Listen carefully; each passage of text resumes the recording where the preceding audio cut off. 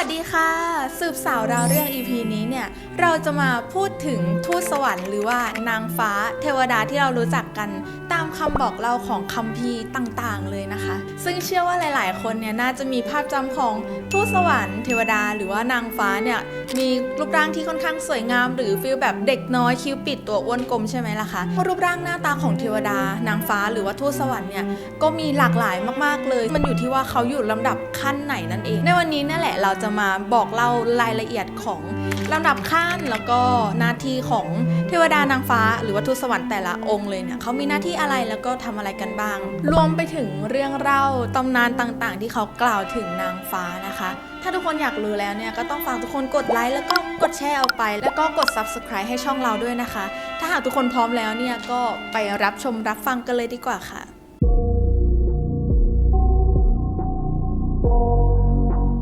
ทูตสวรรค์เป็นเหมือนตัวแทนของพระเจ้าหรือจะเรียกว่าวิญญาณผู้รับใช้ของพระเจ้าก็ได้มีจำนวนที่เยอะมากๆจนนับไม่ได้เลยรูปร่างก็ไม่แน่ชัดแต่สามารถปรากฏกายผ่านมนุษย์ได้และยังปรากฏในรูปไฟสายฟ้าแสงสว่างซึ่งบางทีก็ปรากฏเป็นผู้ชายที่มีปีกหรืออาจจะไม่มีปีกก็ได้การพบเจอทูตสวรรค์นั้นพบได้ทั้งในรูปแบบของเมฆและผ่านผู้คนที่ไม่เคยพบเจอนี่คือวิธีที่ทูตสวรรค์ส่งสารถึงพวกเรามีเรื่องราวของทูตสวรรค์ในพระคัมภีร์ที่ทำให้เกิดปาฏิหาริย์และเป็นตัวแทนของพระเจ้าที่มีต่อโลกซึ่งสวรรค์เป็นอีกที่อาศัยของเหล่าเทวดานางฟ้าสถานที่ที่พวกเขาส่องแสงสว่างมายังพวกเราด้วยความรักโดยในวันนี้เนี่ยเราจะยกตัวอย่างการจัดลำดับชั้นของไดโอนิไซอัสนักวิชาการที่โด่งดังมากในยุคกลางเพราะว่าการจัดลำดับชั้นของเขาเนี่ยเป็นที่เชื่อถือกันอย่างแพร่หลายในศตวรรษที่ 5-6 เลยนะคะโดยการจัดลำดับชั้นของไดโอนิไซอัสเนี่ยจะแบ่งเป็นทั้งหมด3ชั้นแล้วก็จะมีทั้งหมด9ลำดับนะคะซึ่งในแต่ละชั้นเนี่ยก็จะมี3ลำดับที่อยู่ด้วยกันมาที่ขั้นแรกนะคะนั่นก็คือ Highest ค่ะหรือก็คือชั้นที่ใกล้ชิดกับพระเจ้ามากที่สุดกลุ่มแรกก็คือเซราฟิมถูกกล่าวถึง2ครั้งในหนังสือ Book of Number และถูกกล่าว1ครั้งในหนังสือ Book of Deuteronomy และถูกกล่าวถึง4ครั้งในหนังสือ Book of Isaiah เซราฟิมถูกจัดให้อยู่ในลำดับสูงสุดและใกล้ชิดกับพระเจ้ามากที่สุดในหนังสืออิสยาห์บทที่6บอกว่าเซราฟิมมีปีกทั้งหมด6ปีกโดยมี2ปีกคลุมหน้า2ปีกคลุมเท้าและมี2ปีกใช้บินขณะที่เขาอยู่ใกล้กับพระเจ้านั้นเขาก็จะพูดสรรเสริญพระเจ้าไม่หยุดโดยจะพูดว่า Holy Holy Holy is Jehovah of hosts the whole earth is full of his gloryบทสวดนี้เน้นถึงความศักดิ์สิทธิ์และการมีอยู่ของพระเจ้าในศาสนาคริสต์เซราฟิมเป็นผู้ดูแลบัลลังก์ของพระเจ้าโดยไดโอนิไซอัสอธิบายถึงชื่อของเซราฟิมว่ามีคุณสมบัติของไฟอันโชติช่วงสามารถเคลื่อนที่อย่างอิสระไฟของเซราฟิมยังปลุกเร้าและชำระล้างบาปไปพร้อมกันและเซราฟิมนั้นถือว่าเป็นตัวแทนแห่งความรักของพระเจ้าอีกด้วยกลุ่มที่2คือเครูบีมหรือจะออกเสียงว่าเชรูบีมหรือเครูบชาวอิสราเอลและหนังสือเอสเคียลได้อธิบายว่าเชรูบีมมี4หน้าซึ่งหน้าจะเป็นหน้าสิงโต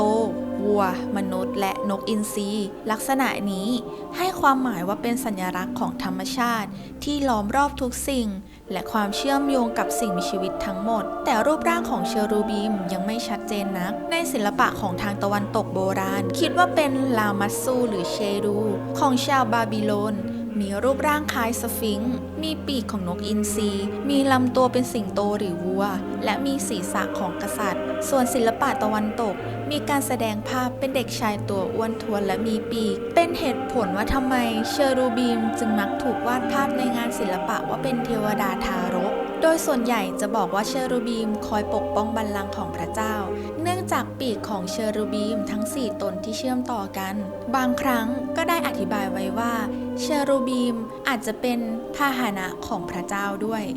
และหน้าที่ของเชรูบีมที่ถูกกล่าวถึงมากที่สุดนั่นก็คือคอยบดบังฝาทองคำที่วางอยู่บนหีบพันธสัญญาและสร้างช่องว่างให้พระเจ้ายืนอยู่ตรงนั้นอีกหน้าที่หนึ่งของเชรูบีมก็คือ มีหน้าที่ในการเฝ้าประตูไปสู่ต้นไม้แห่งชีวิตในสวนเอเดนกลุ่มที่ 3 ในชั้นไฮส์คือโอฟานิมหรือโทรนซึ่งหมายถึงวงล้อในหนังสือทะเลแห่งความตายของเอสเคลอธิบายว่าโอฟานิมมีซี่วงล้ออยู่4วงล้อหรือมากกว่านั้นและมีวงล้อหลายๆวงล้อเนี่ยซ้อนทับกันโดยใน1วงล้อนั้นจะมีดวงตาอยู่เต็มไปหมดโอฟานิมมักถูกมองว่าเป็นผู้ดำเนินความยุติธรรมส่วนตอนท้ายของหนังสือ Book of Enoch เป็นหนังสือเกี่ยวกับวันสิ้นโลกของชาวฮิบรูบอกว่าพวกโอฟานิมเป็นสิ่งมีชีวิตบนสวรรค์พร้อมด้วยเชรูบิมและเซราฟิมที่ไม่เคยหลับไหลและมีหน้าที่ปกป้องบัลลังก์ของพระเจ้าโอฟานิมเหล่านี้บางตนได้มีการสมคบคิดกันก่อกบฏต่อพระเจ้าแล้วได้กลายเป็นปีศาจหรือเทวทูตตกสวรรค์ไปก็มี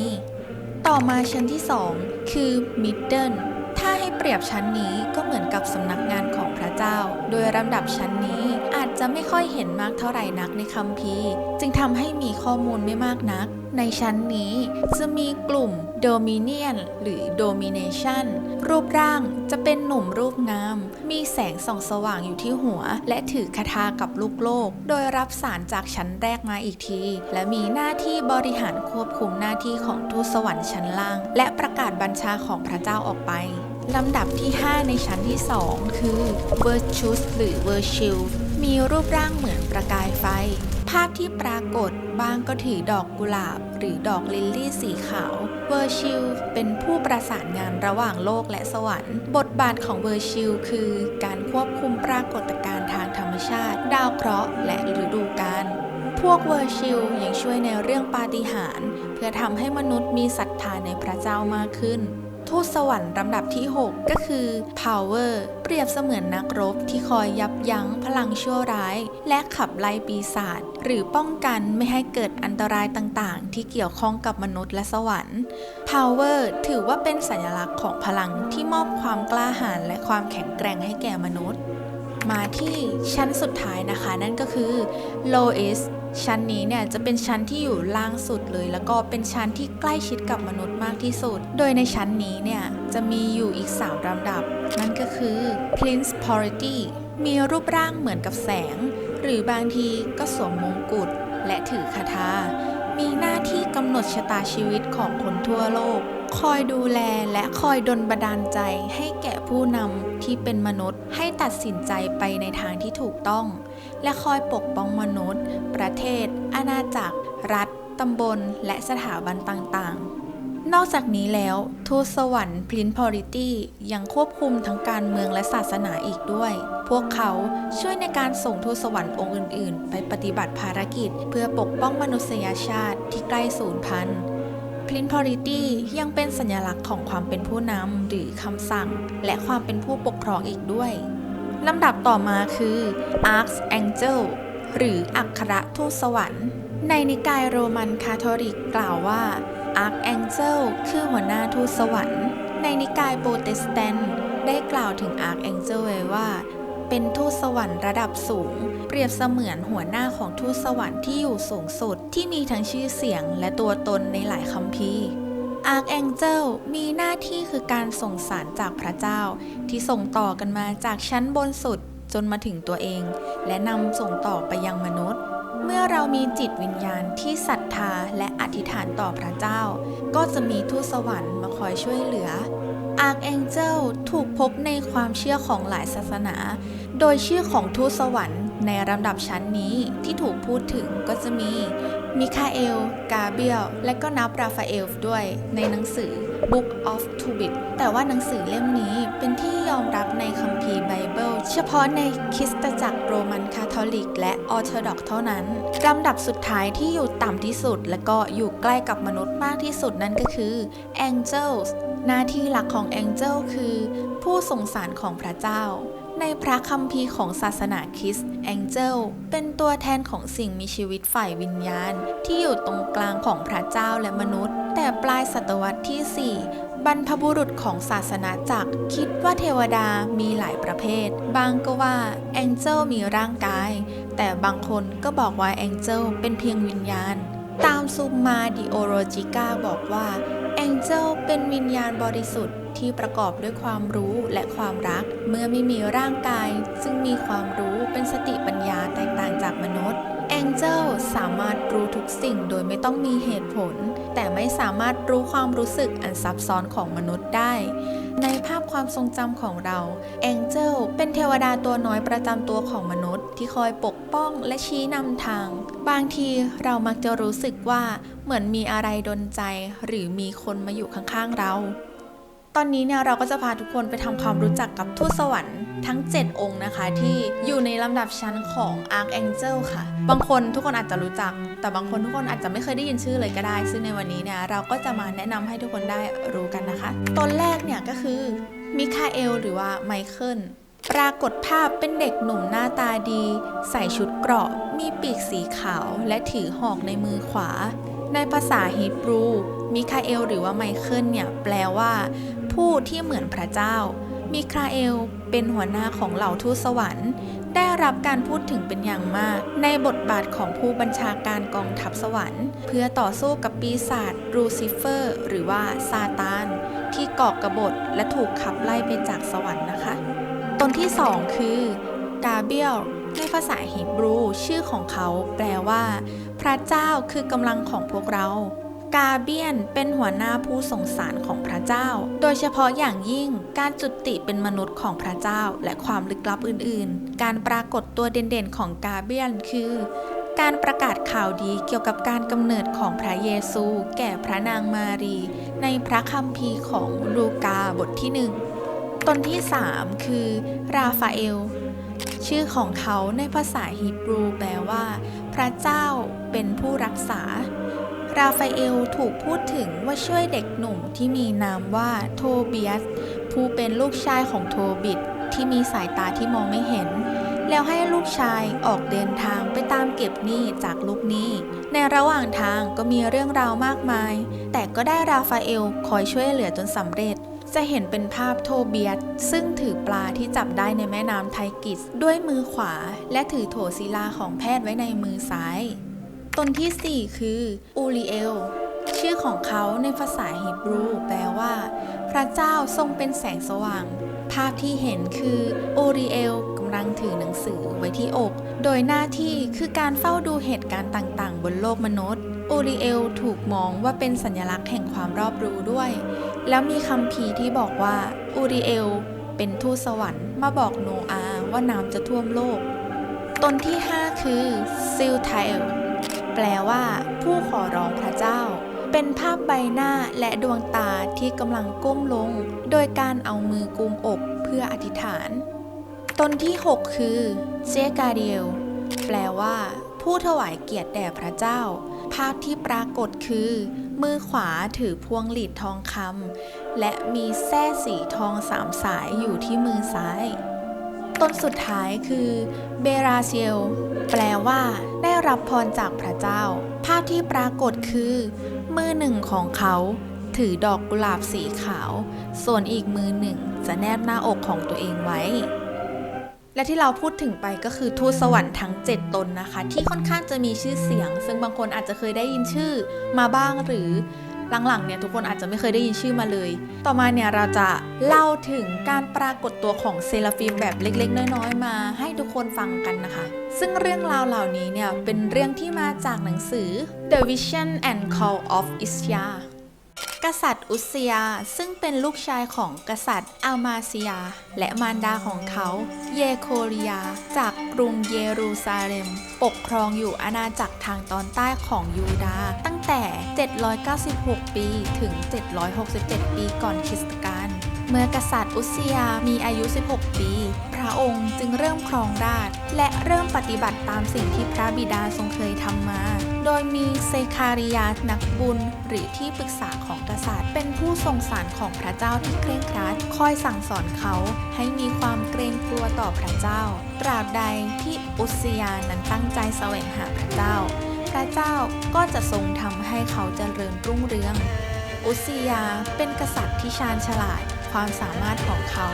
ทำให้รัฐยูดาห์เจริญรุ่งเรืองพระเจ้าทรงใช้เขาออกไปทำสงครามกับคนฟิลิสเตียและชาวอาหรับเขาสร้างป้อมปราการและเสริมกำลังกองทัพของยูดาห์และมอบหมายให้คนที่มีฝีมือสร้างอุปกรณ์ที่สามารถยิงลูกธนูและก้อนหินขนาดใหญ่ใส่ศัตรูจากกำแพงเมืองได้